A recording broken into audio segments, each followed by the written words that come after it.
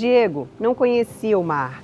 O pai, Santiago Kovaklov, levou-o para que descobrisse o mar. Viajaram para o sul. Ele e o mar estava do outro lado das dunas altas, esperando. Quando o menino e o pai, enfim, alcançaram aquelas alturas de areia, depois de muito caminhar, o mar estava na frente de seus olhos. E foi tanta a imensidão do mar e tanto o seu fulgor que o menino ficou mudo de beleza. E quando finalmente conseguiu falar, tremendo, gaguejando, pediu ao pai: "Pai, me ensina a olhar." Aprender a olhar, para que se enxergue também a importância dos ecossistemas. Esse é um dos objetivos da Escola do Mar. E é com a profundidade desse tema que a gente começa o Educa Floripa de hoje. No quadro Hora Ativa, vamos conhecer um projeto extracurricular que explora a relação entre o ser humano e o meio ambiente. Com saídas de estudos, trilhas e navegações, o projeto da Secretaria Municipal de Educação busca fortalecer a cultura oceânica entre estudantes da rede pública e faz isso ensinando na prática a importância da preservação ambiental e patrimonial.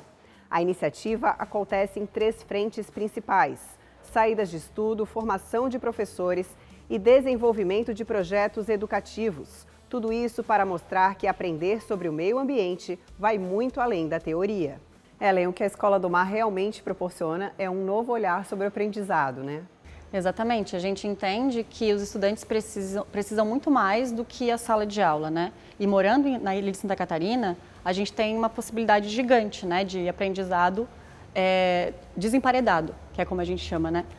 E além disso, a gente entende também que é um direito à cidade. Essas crianças e estudantes estarem podendo vivenciar e conhecerem os territórios que compõem a Ilha de Santa Catarina, né? Sejam as praias, sejam as trilhas, sejam os locais de patrimônio cultural, para poder realmente ter esse pertencimento com a cidade. Vocês têm 3 frentes principais de trabalho: as saídas de estudo, formação de professores e projetos pedagógicos. Explica pra gente como é que eles funcionam.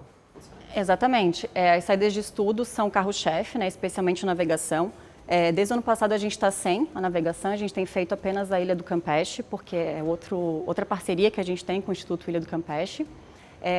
A partir de projetos que as unidades nos mandam, de trabalhos que eles já desenvolvem sobre educação ambiental, marinha costeira e educação patrimonial, a gente complementa isso com as saídas de estudo. Então a gente sempre espera que haja um trabalho anterior do professor e um trabalho posterior ao trabalho que a gente faz, né?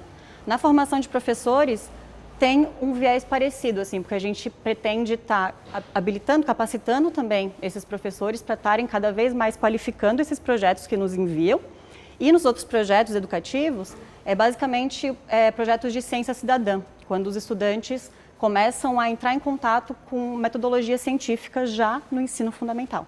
A escolha valiosa desses cenários torna essas salas de aula ambientes a céu aberto aí. A gente tem 23 roteiros pela ilha inteira, que envolvem, né, as navegações, que no momento está parado, assim, apenas com a Ilha do Campeche, como eu já falei, e trilhas e visitações e caminhadas, né? A gente faz inclusive o centro histórico, que é algo que sai um pouco do que é óbvio da Escola do Mar, mas porque a gente entende também que o mar ele está relacionado a tudo, né? Então, inclusive as transformações urbanas, a forma de povoamento e ocupação urbana também vai estar relacionado com os conteúdos, né, e a cultura oceânica. Pela experiência de vocês nos últimos anos, essa é realmente uma forma de conscientizá-los.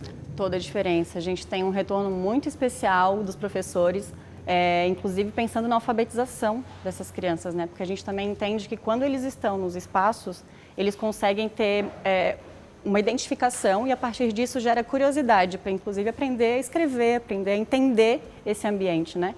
E a gente entende isso também de uma forma que seja crítica, né? Ele vai ver a relação dele com as árvores, ele vai ver a relação dele com os animais que estão ali, a relação dele com as referências culturais que ele está visitando. E alfabetizá-los não só no letramento, mas na preservação dos ecossistemas. Exatamente. E a gente chama isso até de letramento científico, né? Que é uma forma de estar observando esses ambientes a partir disso. O Mar ensina e os estudantes de Florianópolis estão aproveitando essa grande sala de aula natural. Educação e meio ambiente caminhando juntos para formar cidadãos mais conscientes e engajados. Temos vivido os dias de calor intenso, né? O calor e a umidade elevada são um ambiente perfeito para a proliferação do mosquito da dengue. Hoje vamos conhecer um projeto que ensina crianças do norte da ilha a se protegerem de forma simples e eficaz.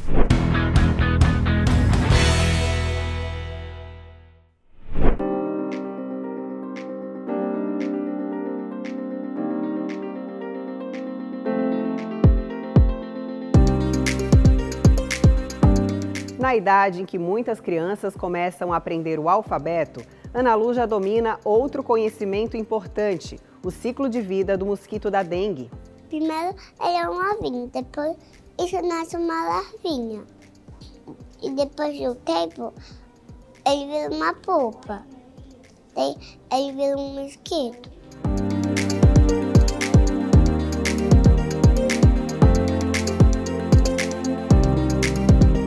Saber como a Aedes aegypti se desenvolve é essencial para impedir sua proliferação.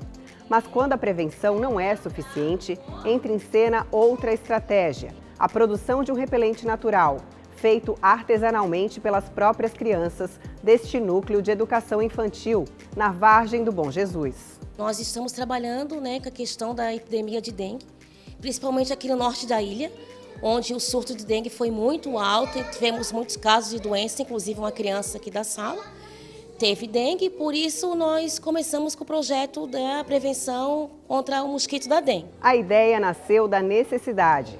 Muitas famílias não conseguem arcar com os altos custos dos repelentes tradicionais. E o produto feito na escola surgiu como uma solução simples e eficaz. Enquanto um frasco comercial custa entre 10 e 15 reais, a versão caseira sai por pouco mais de 3 e ainda tem um aroma agradável.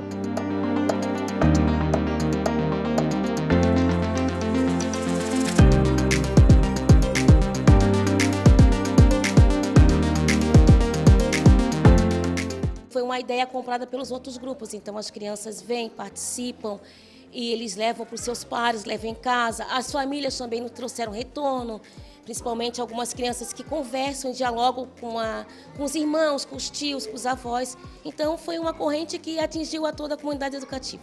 O segredo do repelente está no cravo da Índia, um ingrediente natural conhecido por afastar o mosquito.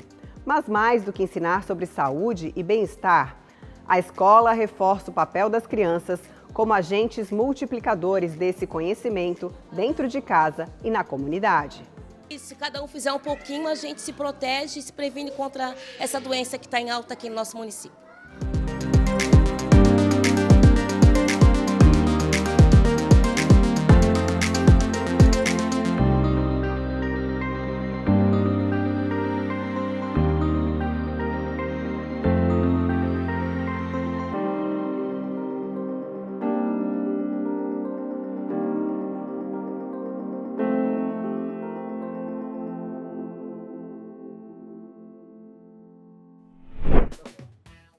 Olá, e a dica de hoje é recheada de afeto. Nós vamos conversar um pouco sobre Sônia Rosa, uma escritora negra que tem feito um lindo trabalho com mais de 40 publicações. Ela que é professora aposentada, sempre trabalhou na rede pública. Ela é do Rio de Janeiro, nasceu, cresceu e continuou trabalhando e vivendo lá. Teve a sua formação como professora alfabetizadora e dessa comunicação diferenciada com a sonoridade, trazendo elementos da sua cultura.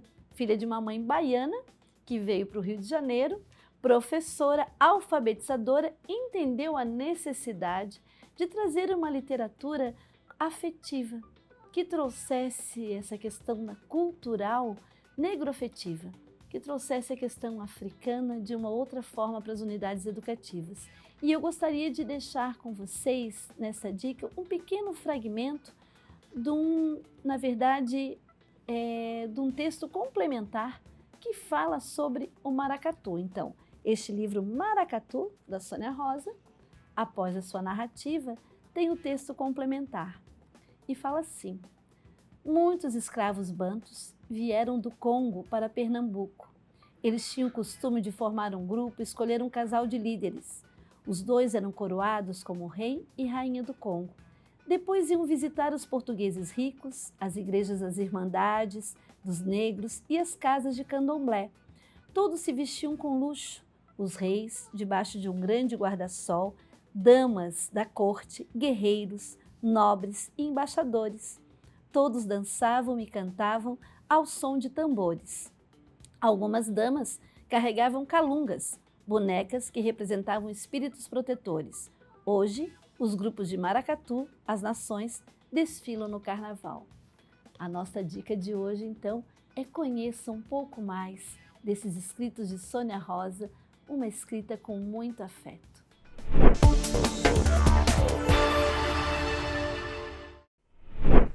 A escola deve ser um ambiente de aprendizado, crescimento e respeito. Mas, infelizmente, o bullying ainda é uma realidade presente para muitos estudantes. Para falar sobre esse assunto, a gente recebe mais uma vez a doutora em psicologia, Márcia Pereira Bernardes. Bem-vinda, Márcia. O bullying pode se manifestar de diferentes formas, né? Agressões físicas, verbais e até em cyberbullying. Como é que educadores e pais podem identificar esses sinais? Não é tão difícil identificar os sinais, mas eu acho que a gente tem que fazer, penso eu, que seria bom fazer um recorte do que é bullying. Porque hoje em dia, tudo é bullying, entendeu? E quando o bullying não é uma coisa atual é um nome em inglês que chegou chique para uma coisa que é muito velha e muito antiga, né? Crianças em todas as épocas receberam e sofreram e fizeram bullying em muitas idades. E isso não necessariamente foi dramático para ninguém. Acontece que quando alguma coisa acontece com você e as pessoas em volta dizem, meu Deus, isso é uma coisa muito grave, isso acaba ficando grave. A criança acaba entendendo como uma coisa muito grave. Porém, também muitas situações que no passado os bullying eram muito graves, e aí também não se dava a ideia de que, não, é só zoação entre crianças, eles são assim mesmo, eles pegam no pé, eles botam apelido, né? E isso acabou gerando muitas dificuldades no adulto, muitos traumas, pessoas que tiveram, assim, em época de primário, em época de ginásio, situações muito delicadas, muito difíceis, né? E esse bullying, ele pode aparecer por várias razões. Ou porque você tem uma coisa física, do tipo usar óculos, ser gordinho, ser muito baixinho, ser muito magrinho, ser muito alto, né? Assim, ter um cabelo muito de um jeito ou de outro. Então, por uma aparência física ou por uma atitude também, né? Porque você é o mais quieto, é o bobinho e recebe. Então, a criança que não tem agressividade para se defender são mais passíveis de sofrer bullying. A pergunta de como identificar remota aos cuidadores dessa criança. Na escola, os professores, os coordenadores, até as pessoas que cuidam do pátio, pessoas que são muito pouco usadas para diagnosticar e identificar o bullying, mas eles às vezes estão vendo, estão perto. E como não são orientados a interceder, a impedir ou a evitar ou a proteger aquele que está sofrendo, acaba deixando passar. Então, as escolas deveriam ter um programa de treinamento de todos os que estão por perto das crianças, que vai desde os cuidadores de pátio, os serventes, as pessoas da cantina, os professores, coordenadores, direção geral, todos os adultos no setting escolar. E no familiar, aí também são os adultos que cuidam. Tio, mãe, pai, avó, empregada, o irmão mais velho. Irmão mais velho é muito bom para detectar isso, porque eles acabam contando, né, muito mais para o irmão do que para a própria mãe e pai. Né? Então, isso, identificar de que forma? Às vezes a pessoa vem com machucado, às vezes a pessoa vem tem um medo, que passa a ter um medo tremendo. Eu vou contar uma situação de uma vez de um menino que estava com uma cirurgia marcada para o hospital infantil para uma quinta-feira. E a chefe do pai dele que ele se queixou que a criança, era um garoto de 11 anos, estava com uma dor abdominal profunda. E a criança não conseguia já, né, estava semanas com aquela dor. Foram a médico pediatra, os pediatras fizeram exame e não identificaram nada. E no final disseram, nós vamos ter que abrir para ver o que é. A chefe, que me conhecia, pediu que eu desse uma olhada. A criança chegou no meu consultório inclinada, com o pai e a mãe nos braços, assim, segurando os braços para ela poder caminhar. E aí eu pedi, falei, ouvi um pouquinho o pai e a mãe, falei, e a criança teve um ambiente acolhedor, a possibilidade de dizer que ele estava com medo de ir para a escola, porque ele estava sofrendo um bullying, de que alguém tinha avisado para ele que ele tinha que comprar lanche para os amigos todos os dias, senão eles iam matar o pai e a mãe dele. Então imagina, essa criança estava em duas situações que ela não conseguia lidar. Um era proteger o pai e a mãe, e outra era arranjar dinheiro suficiente para pagar. A criança era uma criança sem capacidade financeira alta. E ela ficou, e isso foi dando, eu sei que quando a gente conseguiu falar, e quando eu consegui então pedir permissão para esse menino, a gente conversou, ele já foi melhorando, a dor abdominal passou, chamei o pai e a mãe, eles não tinham ideia do que estava acontecendo, não tinham nenhuma ideia. E aí se dispuseram então a conversar com aqueles, foram na escola para resolver o problema, se fosse o caso, quiçá trocar a criança de escola, mas ir lá para enfrentar junto. Porque o grande problema de quem sofre bullying é a impotência. Ele não sabe como lidar, ele precisa de um adulto, mas ele ao mesmo tempo tem medo que esse adulto puna, né? Ou sofra. Então, imagine essa situação. É difícil, muito. Então, a criança estava por ser submetida a uma cirurgia, quando na verdade era apenas uma situação de bullying. Eu acho que a grande questão que você citou é a dificuldade que as pessoas que sofrem bullying têm em pedir ajuda. Enorme. Por quê? Porque não é uma coisa, eu não quero pedir ajuda, é porque você está sob ameaça. Se você contar para alguém, o teu pai vai morrer, a tua mãe vai morrer. E eles dizem, ó, eu sei onde ela trabalha, eu sei onde que acontece, eu sei, tu tá entendendo? Em situações assim, que crianças ameaçam pai e mãe. Aí a criança fica, não é que não tem coragem, ele tem medo, porque ele está ameaçado, né? E se ele contar e o pai e a mãe morrer? Né? A criança vive essa sensação. Além da vítima, o agressor precisa de atenção, né? Às vezes trabalhar no reverso aí, em ver qual o motivo que essa agressão está sendo feita. Com certeza, porque aí até nós temos duas pessoas que têm um grande problema. É o que sofre, mas é o que faz. Que também, na maioria dos casos, é outra criança. Né? É outra criança, às vezes um pouco mais velha, um pouco mais alta, um pouco mais forte fisicamente, um pouco mais abonada de patrimônio. Então, é uma criança, mas essa criança está manifestando neste comportamento um comportamento de pedido de socorro muito grande. Como os pais, o papel dos pais, como é que eles podem ajudar os seus filhos que estão sofrendo esse tipo de agressão? Às vezes eles sofrem bullying e não se dão conta. Não é? Imagina que a minha mãe fosse uma pessoa que é uma faxineira numa empresa e lá ela sofre bullying, ou porque ela é negra, ou porque ela é obesa, ou porque ela... Imagina, ela já sofre bullying. E aí o pior é que ela acha que é tudo bem. Se é tudo bem para ela, é tudo bem para o filho também. E não é. Não é nem para ela, nem para o filho. Entendeu? E às vezes tem pessoas que sofrem bullying de uma forma muito, adultos, de uma forma muito mais, assim, eu acho que cruel. Isso, por exemplo, se você não votar no meu partido, você perde seu emprego. Entendeu? Então é uma coisa, e a pessoa fica naquela que tem que fazer, porque senão o bullying, na verdade, basicamente ou você está apontando uma coisa negativa de alguém, né? Ou, vamos lá, ou seu gordo, ou seu feio, ou seu isso, e tá todo dia chamando de apelido aquilo, ou então é uma ameaça, é uma chantagem. Se você não isso, então eu vou fazer aquilo, vou matar teu pai, matar tua mãe, né? Você não vai mais conseguir fazer isso. Então isso é uma coisa, a chantagem e essa coisa emocional, a manipulação emocional é frequente na nossa sociedade, é uma dor silenciosa que todos basicamente convivem. Difícil imaginar alguém que já não tenha sofrido ou passado por uma cena assim. No início da nossa conversa, a gente falou sobre a banalidade desse assunto, né? Mas aí a gente vê também a importância de impedir que essas agressões continuem. Exatamente. É assim como outras coisas, né? Então não é porque sempre existiram que agora não precisa ser olhado.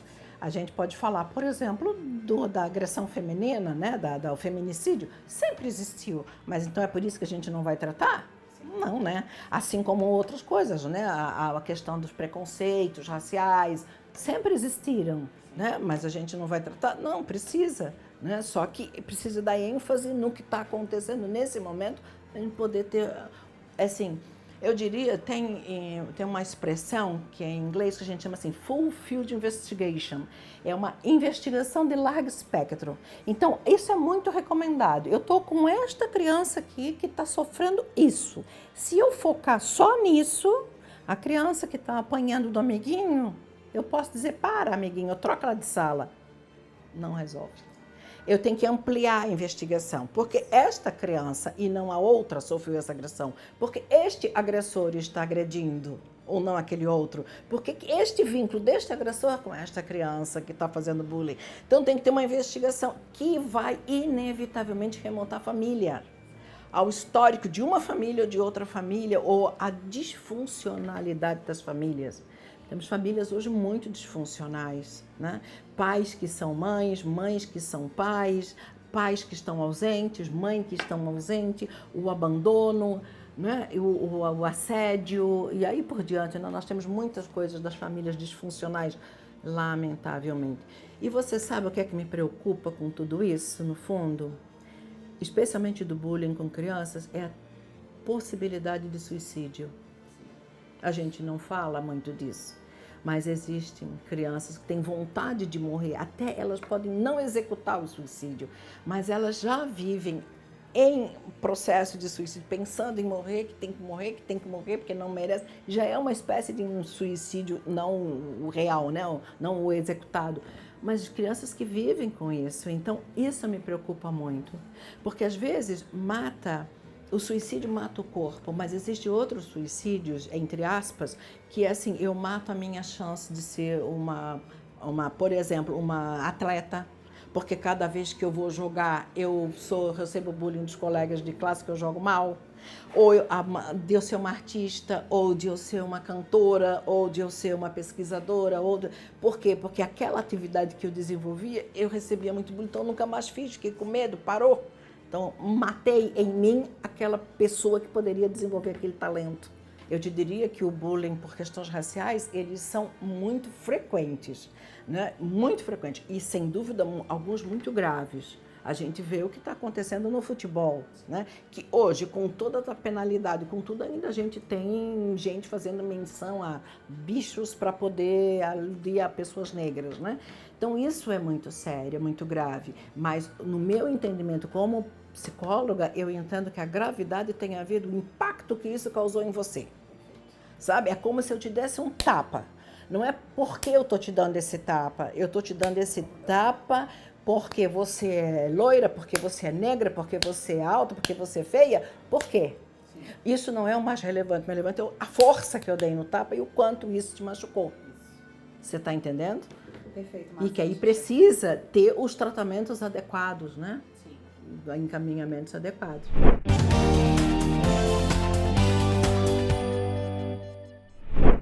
Espia, gente! Tô de volta no Educa Floripa, no nosso amado quadro Foco e Léo. E a história de hoje se chama O Lobo Voltou, uma das preferidas das crianças. E ela é mais ou menos assim, ó.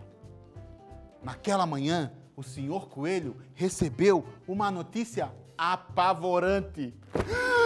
Saiu na capa do jornal. Extra, extra. Manchete do dia. O lobo voltou.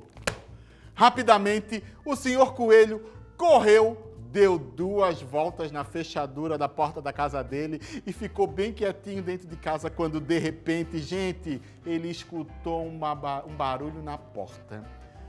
Toque, toque, toque. Aí ele pensou, ai meu Deus, será o lobo? Toque, toque, toque. E se o lobo me pegar? Toque, toque, toque. Ele é muito perigoso. Toque, toque, toque. Vai querer me devorar! Senhor Coelho, Senhor Coelho, abra a porta, somos nós, os 3 porquinhos. Rápido, rápido, nós também ficamos sabendo da notícia, o lobo voltou. O Senhor Coelho, muito que depressa, abriu a porta e chamou os 3 porquinhos para dentro de casa. Quando eles estavam seguros, eles escutaram mais uma vez um barulho na porta. Toque, toque, toque. Quem era dessa vez, gente? Gente, era a Dona Cabra, junto dos seus 7 cabritinhos.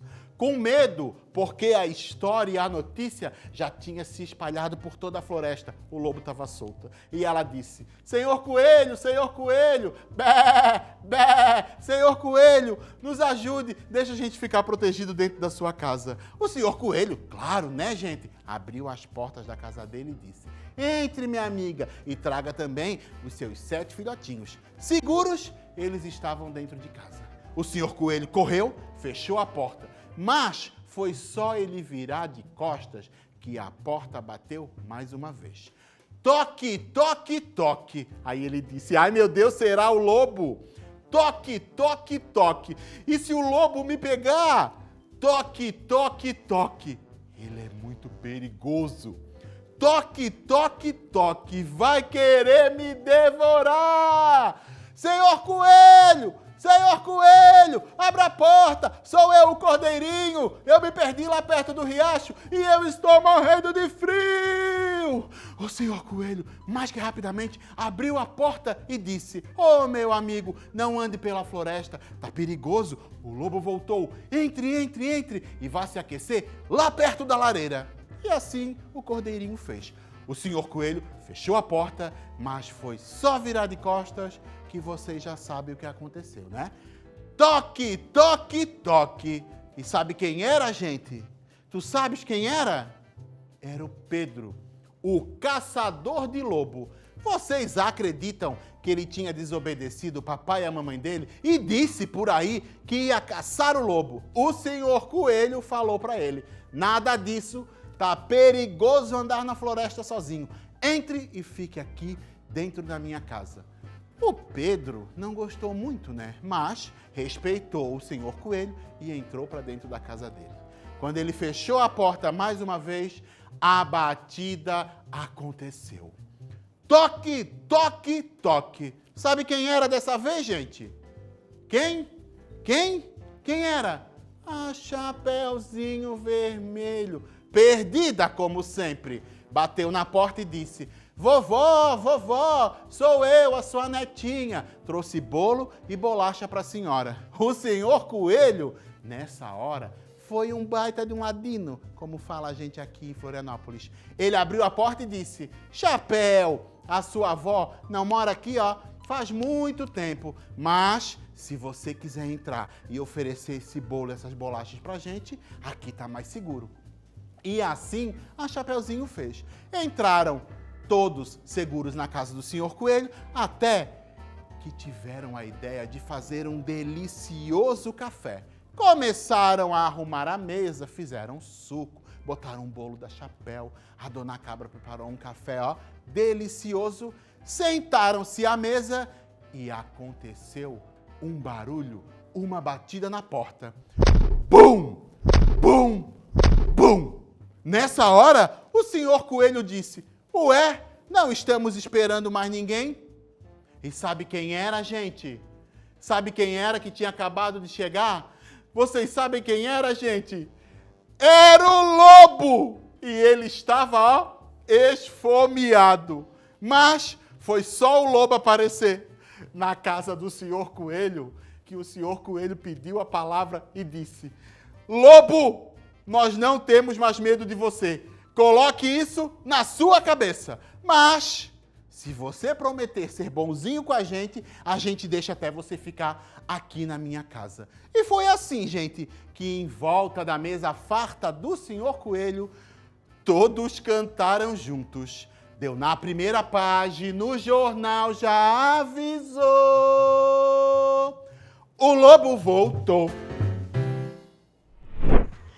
No programa de hoje, falamos sobre a educação que vai além da sala de aula e faz a diferença na comunidade. Iniciativas simples e poderosas que ensinam e conscientizam. Esperamos você no próximo Educa Floripa. Até lá!